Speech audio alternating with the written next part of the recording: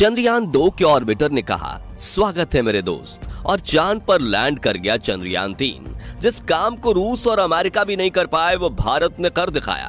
पूरे देश में जश्न का माहौल, दुनिया भर में मिल रही है बधाइयां, पर काम अभी नहीं हुआ पूरा। इसरो वैज्ञानिकों के आगे है मिशन पूरा।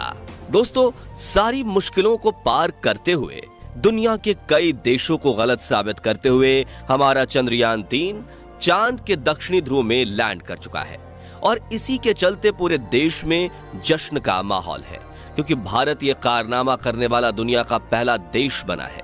और जिस तरह से इसरो ने इस मिशन को अंजाम दिया है वो नासा और रोसकॉसमॉस के लिए भी एक सबक है। बल्कि रोसकॉसमॉस तो चंद्रयान 3 के लैंड करने के 3 दिन पहले ही अपने मिशन में फेल हुआ है। ये अपने आप में एक बहुत बड़ी बात है। जिस मिशन को रूस की स्पेस एजेंसी पूरा नहीं कर पाई उसे हमारे इसरो ने कर दिखाया। अब सभी इस जीत का जश्न मना रहे हैं, लेकिन हमारे वैज्ञानिक की टेंशन तो अभी भी कम नहीं हुई है। इन्हें सिर्फ 14 दिनों में रोवर को चांद पर यहां वहां घुमाकर शोध डेटा कलेक्ट करना है, क्योंकि 14 दिन के बाद तो फिर चांद पर रात हो जाएगी और चांद के दक्षिणी ध्रुव पर वैसे ही सूर्य की किरणें तिरछी पड़ती हैं। जैसे कि रात होगी तो रोवर की बैटरी बैकअप कम होने से काम करना बंद कर देगा। इसलिए वैज्ञानिक चांद के इन 14 दिन में पृथ्वी के रात दिन एक करके अपने काम को अंजाम देंगे। इसलिए हमारे वैज्ञानिक अभी भी पूरी तरह से चौकन्ने हैं और उनका पूरा फोकस चंद्रयान 3 मिशन के बाकी बचे हिस्सों को कंप्लीट करने पर है। यह मिशन अभी 14 दिन तक चलने वाला है, लेकिन इन 14 दिनों में होगा क्या? इसरो चांद पर कौन कौन से परीक्षण करने वाला है और कैसी रही चंद्रयान 3 की लैंडिंग के आखिरी पलों की ये कहानी? आइए ये सब कुछ विस्तार से जानते हैं। दोस्तों, 23 अगस्त की शाम आपको अपने घर के आसपास पटाखों और आतिशबाजियों का शोर जरूर सुनाई दिया होगा, पर ना तो अभी दिवाली आई है और ना ही कोई दूसरा बड़ा त्योहार। फिर ये आतिशबाजी किस लिए की गई? असल में ये शोर चंद्रयान 3 की कामयाबी का था। करोड़ों लोग इसकी लैंडिंग को शाम से ही लाइव देख रहे थे और जैसे ही हमारे विक्रम लैंडर ने चांद की सतह पर सॉफ्ट लैंड किया, लोग खुशी के मारे चिल्लाने लगे और हर तरफ आतिशबाजी शुरू हो गई, क्योंकि सबको मालूम है कि यह मिशन हमारे लिए कितना ज्यादा महत्वपूर्ण है। इसरो वैज्ञानिकों ने हमसे जो वादा किया था उसको पूरा करके दिखाया। बहुत सारे देश जो भारत से जलते हैं और जिन्होंने चंद्रयान 2 के फेलियर पर हमारा मजाक बनाया था, उन सब की बोलती बंद हो गई है। चंद्रयान 3 की सफलता उन सभी देशों के मुंह पर एक करारा तमाचा है जो भारत की क्षमता पर शक करते हैं। आज दुनिया भर के बड़े बड़े एडवांस देश जैसे रूस, अमेरिका और यूके वगैरह हमें इस मिशन की सफलता पर बधाई दे रहे हैं। वाकई हमारे वैज्ञानिकों ने दुनिया के सामने भारत का सर ऊंचा कर दिया है और इस सफलता का पूरा श्रेय सिर्फ उन्हीं को दिया जाना चाहिए। जहां हम सभी लोग पूरी तरह इस बड़ी जीत के नशे में चूर हैं, वहीं हमारे वैज्ञानिकों ने अपना फोकस मिशन से जरा भी नहीं हटाया है, क्योंकि उन्हें मालूम है कि काम अभी पूरा नहीं हुआ है। तो अब आगे वैज्ञानिक इस मिशन में और क्या-क्या रिसर्च करने वाले हैं और उनकी ये खोज हमारे किस तरह काम आएगी, ये जानने से पहले चलिए इस लैंडिंग के कुछ आखिरी लम्हों के बारे में आपको बताते हैं, ताकि जो लोग इसकी लैंडिंग लाइव नहीं देख पाए वो भी उस पल का हिस्सा बन सके। दोस्तों, हमारे चंद्रयान 3 का विक्रम लैंडर 17 अगस्त के दिन अपने प्रपल्शन मॉड्यूल से अलग हुआ था और सही मायनों में देखें तो इसी सेपरेशन के साथ उल्टी गिनती लैंडिंग की चालू हो गई थी। दरअसल इसके बाद विक्रम लैंडर को बहुत तेजी से चांद की सतह की तरफ नीचे लाया गया, जिसके चलते 3 दिन के अंदर यानी 20 अगस्त को सतह से इसकी दूरी सिर्फ 25 किलोमीटर रह गई।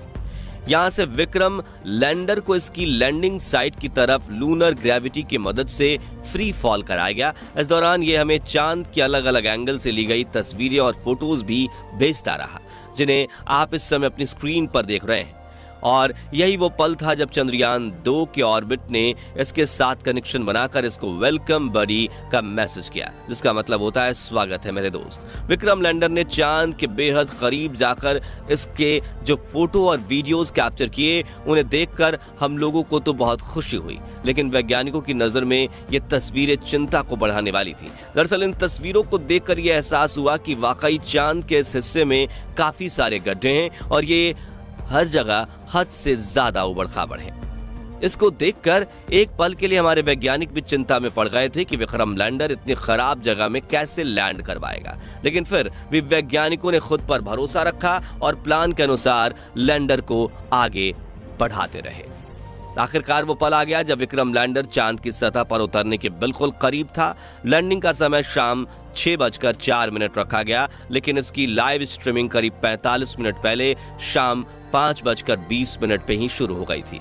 भारत ही नहीं बल्कि दुनिया भर के करोड़ों लोग इस ऐतिहासिक पल का हिस्सा बनने के लिए इसे लाइव देख रहे थे, जैसा इसरो ने प्लान किया था। चंद्रयान बिल्कुल वैसे ही आगे बढ़ रहा था, लेकिन फिर भी हर एक बीतते पल के साथ लोगों की धड़कनें बढ़ती जा रही थी। दरअसल चंद्रयान लोगों के सामने एक दम लाइव आगे बढ़ रहा था और लोगों के मन में बस एक ही बात चल रही थी कि अब कोई अनहोनी ना हो जाए, और ना जाने कितने लोगों ने इस मिशन के कामयाब होने की प्रार्थना भी की होगी। तकरीबन 40 मिनट लाइव स्ट्रीम होने के बाद आखिरकार वो पल आया जब चंद्रयान 3 ने चांद के दक्षिणी ध्रुव की जमीन को टच किया और इसरो के सफल सॉफ्ट लैंडिंग होने की अनाउंसमेंट सुनते ही पूरा देश खुशी से झूम उठा। सालों की मेहनत, करोड़ों अरबों के कैलकुलेशंस, वैज्ञानिकों की ना जाने कितनी स्लीपलेस नाइट्स, वो सब कुछ वसूल हो गई। भारत चांद पर लैंड करने के मामले में अमेरिका, रूस और चीन के बाद दुनिया का चौथा देश और आज चांद के दक्षिणी ध्रुव में लैंड करने वाला पहला देश बन चुका है। और शायद आपको ये एहसास ना हो, लेकिन ये एक बहुत बहुत बड़ा कीर्तिमान है। हमारे इस मिशन के दौरान ही रूस ने अपना लूना 25 मिशन लॉन्च करके चांद के इस इलाके में हमसे पहले उतरने की कोशिश की थी, लेकिन रूस के लैंडर को मुंह की खानी पड़ी और लैंड करने से 2 दिन पहले ही ये चांद पर औंधे मुंह क्रैश हो गया। आप सोच कर देखिए, जिस मिशन को रोसकॉस्मोस जैसी एडवांस मानी जाने वाली स्पेस एजेंसी भी अंजाम तक नहीं पहुंचा सकी, उसे इसरो ने कर दिखाया और अब इसरो को दुनिया में वो पहचान और वो इज्जत मिल रही है जिसका ये बहुत समय से हकदार था। खैर, ये तो हुई लैंडिंग की कहानी, पर अब आगे 14 दिनों तक हमारे वैज्ञानिक इस मिशन में कौन कौन से रिसर्च करने वाले हैं और 14 दिन पूरे होने के बाद विक्रम लैंडर का क्या होगा, चलिए आपको बताते हैं। दोस्तों, सबसे पहले तो आपको बता दें कि हमारे विक्रम लैंडर के साथ प्रज्ञान रोवर को भी चांद पर भेजा गया है और अब चांद पर जितना भी रिसर्च का काम होगा वो हमारे इसी 6 पहियों वाले रोवर की मदद से किया जाएगा। दरअसल प्रज्ञान एक रोबोटिक रोवर है जो चांद के अलग हिस्सों में जाकर उसकी सतह के सैंपल कलेक्ट करेगा और फिर उन पर अलग अलग टेस्ट किए जाएंगे। इसके अलावा इस मिशन में चांद के वायुमंडल, भूकंप और वहां मौजूद पानी की खोज भी की जाएगी। इतना ही नहीं, विक्रम लैंडर से अलग होकर जो प्रपल्शन मॉड्यूल चांद की कक्षा में चक्कर काट रहा है, वो भी आने वाले कुछ महीनों या हो सकता है कुछ सालों तक ऐसे ही घूमते हुए अलग अलग तरह के रिसर्च को अंजाम दे। हमारे इसरो के वैज्ञानिक प्रपल्शन मॉड्यूल की मदद से पृथ्वी के वायुमंडल पर कुछ जरूरी रिसर्च करेंगे और इस रिसर्च से प्राप्त डेटा का इस्तेमाल दूसरे ग्रहों पर जीवन की खोज करने में काम आएगा। अब सबसे अहम सवाल है कि 14 दिन की रिसर्च पूरी होने के बाद विक्रम लैंडर और बाकी सारे उपकरणों का आखिर होगा क्या?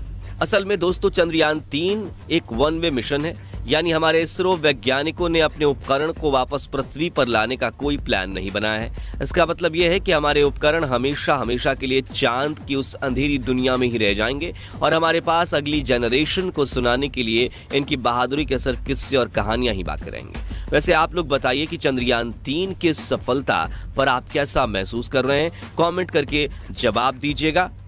बाकी हमारी आज की इस वीडियो में बस इतना ही। वीडियो अच्छी लगी हो तो इसे लाइक और शेयर जरूर करना और साथ ही आप हमारे फेसबुक पेज पर नए हैं तो पेज को फॉलो और चैनल को सब्सक्राइब भी जरूर करें। मिलते हैं जल्दी ही ऐसी एक और इंटरेस्टिंग वीडियो में, तब तक के लिए गुड बाय, जय हिंद।